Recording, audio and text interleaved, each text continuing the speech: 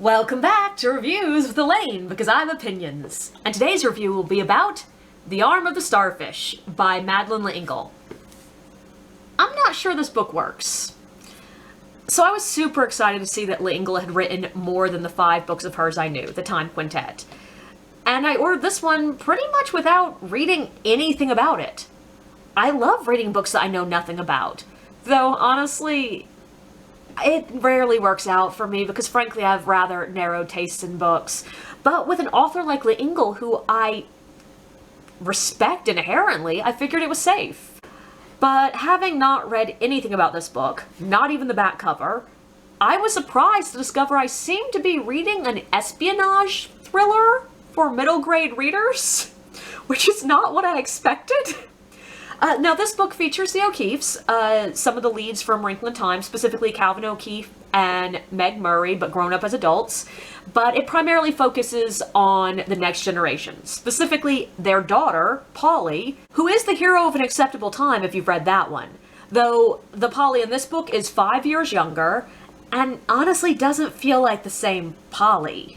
But the main protagonist here is Adam Eddington, a young marine biology student invited to be Dr. O'Keeffe's lab assistant for the summer in Portugal, working on his possibly world-changing research on the regenerative abilities of starfish. Even before Adam boards the plane, though, he gets dragged into this battle between people who believe that this research needs to be kept secret to protect it from misuse, versus those who want to use it for power and money. But the problem is, Adam can't tell which group is which. And my first problem with this book is Adam is a dumbass. He is constantly trying to figure out whether to trust the world-famous scientist and his daughter, or this random, beautiful, worldly young woman who approaches him in an airport and pretty much claims to immediately have fallen in love with him. I know I have more information than he does. I know Calvin O'Keeffe is an kind, intelligent, inherently good man because I've read 5 books that feature him.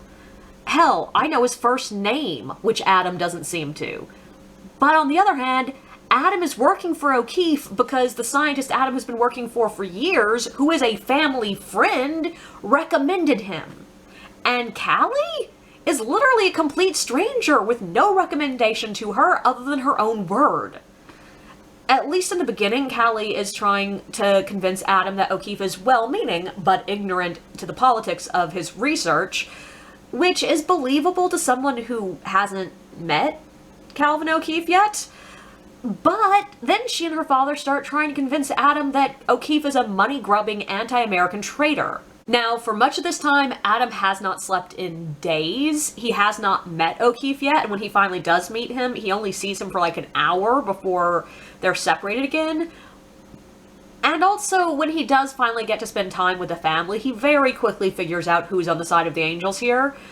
But Callie is just so obviously a villain. She literally claims to be in love with Adam after they've spent less than 2 hours together. She approaches him in an airport with a line so bad that he is thinking, wow, that sounds like a bad pickup line.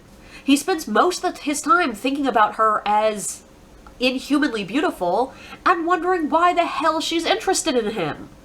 The only way Adam could logically believe Callie's rather absurd, out-of-nowhere story about O'Keeffe selling his research to the dirty communists, because yes, this book was written in the 1960s, is if he is blinded by romance. And only an abject moron would believe a real romance could be built in a brief meeting in an airport cafe where the woman is faintly rude to the waitstaff, brags about her wealth and connections, makes him pay, and doesn't actually eat. To make it even worse, we have Callie's dad. Adam describes him as spider-like, is openly put off by the man's demeanor, and the portrait of his younger self that he hangs in his apartment thinks his story sounds off, and then still spends several chapters deciding whether to trust the spider or the teddy bear. Also, the man's name is Typhon Cutter, which is a name that sounds like a villain in a Captain Planet cartoon. Now, I know this is a kid's book, so some things need to be a little bit more clearly laid out. But I think it was a bit too obvious, especially when the character who is trying to decide who to trust, is described as someone who is supposed to be worldly and, like, super intelligent. All of Adam's relationships develop way too quickly. Though at least Adam has a full day of sightseeing and a flight to grow attached to Polly, and with her he has a definitive reason to feel responsible for her. In general, Adam's relationship with Polly makes far more sense. Though, a brief tangent here, I'm using the word relationship as broadly as possible. Adam is very paternalistic towards Polly, which is good because he's like 18 and she's 12.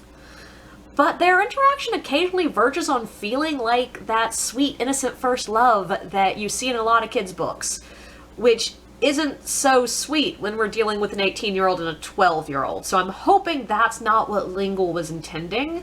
Adam at one point states that he loves Polly, but he also says he loves Joshua and the O'Keefe family in general. So I'm hoping that was intended as a platonic kind of love.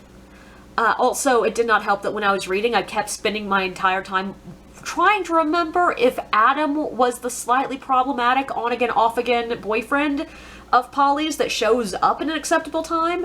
And I'm happy to say that I looked it up. It's not him. It's a different guy. Thank God. But I'm not entirely happy that I was wondering if they were going to end up dating in the end. But getting back to relationships in general, there's also Joshua. I really loved the character of Joshua. He was my favorite character in the book by far. He is likable, and not just because Adam literally tells us he's likable. He does just enough unexpected human things. Things that don't drive the story along and just show us who he is, to make him feel like a full, round character. But objectively, Adam's relationship developed very quickly with him as well. They spend basically, a night in each other's company during most of the time which Adam is asleep. It does sort of work for the relationships with Joshua and Polly to develop quickly because they are both strong, likable characters. They both have more time with Adam than Callie did, and importantly here, they both start out showing Adam a certain amount of believable distrust. We see their relationships develop on both sides. Versus Callie, who just appears out of nowhere and is immediately like, oh my god, I trust you inherently, you're the only person who I can trust. And also, frankly, relationships always develop too quickly in books for kids. Like, when I went back and reread the Prydaean Chronicles when I was in college, I was shocked to find out that Taryn only spends a day or two traveling with Prince Gwydion before they are captured and separated. As a kid, I never second-guessed the fact that they had a deep, meaningful relationship. I think kids form relationships more quickly than adults do, so they don't question characters in their media doing the same. And on top of that, because they read more slowly than adults, the time characters spend together just feels longer. So it's less noticeable to kids when, characters only spend a couple of days building deep, meaningful relationships with each other. Also, building instincts about who to trust is a major theme in this book. So it works to have the contrast of when Adam's instincts were right versus when they were wrong. Though, I will say it felt less like Adam's instincts were wrong about Callie and Typhon Cutter, and more that he just listened to his pride instead of his instincts. He knew that there was something wrong about both of them. So in the end, it just sort of makes Adam seem stupid, arrogant, and annoying. The other really odd thing about Adam as a protagonist is he is almost entirely without agency for the first half of the book. At one point, he literally thinks, never had his personal decisions seem to mean less, his intelligence and his will shoved so to one side. And it was an odd choice. There's a reason protagonists are usually characters with agency. It's infuriating to be without agency, and we often read books to imagine a life where we can affect the world around us, especially fantasy and sci-fi. I think L'Engle was trying to say something with this, that sometimes it is only one or two seemingly small choices where we do get to change things, which is a theme in a lot of her books. But it didn't help improve my feelings towards Adam or this book. Overall, I don't think the espionage parts of this book work.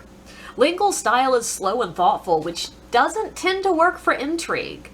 It felt like she wasn't entirely sure which details built suspense and painted enough of a picture to allow the reader to form their own impressions of the people and situations. So she just threw every detail she could think of in. We see so much of the airport, of how flight delays and rerouting worked in the 1960s, the various hotels, the people occupying these spaces, etc., etc., etc. And very little of it felt like it was building towards anything. Over-detailing things is often used by authors to build suspense. It sort of recreates that sense of hyper-awareness people get when they're stressed. Like when you're driving in an unfamiliar, overly busy, complicated road, and you can't focus on driving because you can't stop reading every sign, looking at every pedestrian, checking every car, and every driveway, and then you almost miss your turn because you were looking at everything else instead. But the details here went by too calmly for it to feel suspenseful. In contrast, the sections that left behind the espionage and focused on family, trust, science, philosophy, and even God, those sections did work. They felt like a L'Engle book in all the good ways. Hopeful, interesting, childlike, but oddly mature. I loved those bits. The problem was there was significantly less of them than the intrigue and espionage. Also, you know that amazing way the science in A Wrinkle in Time manages to hold up? How it still feels scientifically possible, even though our science has advanced by about 80 years. Not so much here. The entire book hinges on the fact that what allows a starfish to regenerate its arms is its nerve cells, and that those same nerve cells can somehow be applied to mammals to allow them the same abilities. And at least part of this is not wrong, but it's never really explained how this is supposed to be applied. In Wrinkle in Time, the science is presented as pretty far out there. It's shown as something on the extreme cutting edge that maybe only super geniuses will ever be able to understand. So we accept that to us mere mortals, it looks like magic. This allows L'Engle to seamlessly integrate sci-fi, fantasy, and religious themes. If you've never read A Time Quintet, the books eventually feature angels, unicorns, time travel, space travel, the biblical flood, druids, and all sorts of pretty out there things. This book features regeneration, and it's only really ever there as a MacGuffin. It's something everyone is chasing, but it doesn't really have an active part in the plot. I kept expecting magic, but it never really happened.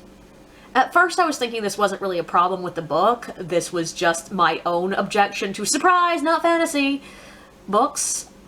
But the more I think about it, the more this really does bother me. A huge portion of this book is based around Dr. O'Keefe's need to get some papers to the right people without them getting stolen. And it's hard to believe that someone who once traveled through the universe by folding space-time and has a wife with a psychic younger brother who is friends with biblically accurate angels has to get an idiot lab student to just carry them across town in a hidden pocket? There's a character named Archangelo, for God's sake, which in any other series I would accept as some basic hinting that he was on the side of good. But here it felt like foreshadowing that was never fulfilled. I respect L'Engle wanting to write a book that was less speculative, more down to earth, but the sci-fi that is here is barely explained. And the choice to keep it in the same universe as the Time Quintet and feature the same characters ended up doing them all a disservice. Lastly, I do want to warn you that this book ends in a weird place. But I sort of like that, because it ends in a place that is a lot more like L'Engle and the Time Quintet, and less like L'Engle trying to do an espionage thriller. So yeah, there are reasons this one is not as well known as A Wrinkle in Time, Wind in the Door, Swiftly Tilting Planet, Many Waters, and An Acceptable Time. But there are still moments of art in it.